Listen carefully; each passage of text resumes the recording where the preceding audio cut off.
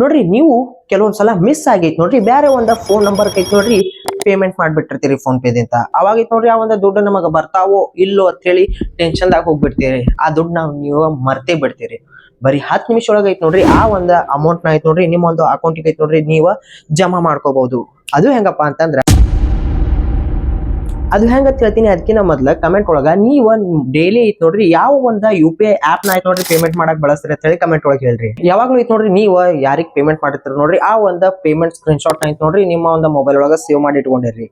ಆಮೇಲೆ ಐತ್ ನೋಡ್ರಿ ನೀವು ಯಾವ ಒಂದ UPI ಆಪ್ ನಿಂತ ಪೇಮೆಂಟ್ ಮಾಡಿರ್ತೀರಿ ನೋಡ್ರಿ ಆ ಒಂದು UPI ಆಪ್ ಕಸ್ಟಮರ್ ಸಪೋರ್ಟ್ ಐತಿ ನೋಡ್ರಿ ಕಾಂಟ್ಯಾಕ್ಟ್ ಮಾಡ್ರಿ. ಕಾಂಟ್ಯಾಕ್ಟ್ ಮಾಡದ್ಮ್ಯಾಗ ಅವರ ಒಂದು ವಾಟ್ಸ್ಆಪ್ ನಂಬರ್ ಐತಿ ನೋಡ್ರಿ ನೀವು ಸ್ಕ್ರೀನ್ ಶಾಟ್ ನೀವು ಪೇಮೆಂಟ್ ಮಾಡಿದಂತ ಸ್ಕ್ರೀನ್ ಶಾಟ್ ಕಳಿಸಿದ್ರಪ್ಪ ಅಂತಂದ್ರ ನಿಮ್ಮ ಒಂದು ಅಮೌಂಟ್ ಐತಿ ನೋಡ್ರಿ ಬರೀ 10 ನಿಮಿಷ ಒಳಗ ನಿಮ್ಮ ಒಂದು ಬ್ಯಾಂಕ್ ಅಕೌಂಟಿಗೆ ಜಮಾ ಆಗ್ತಾವು.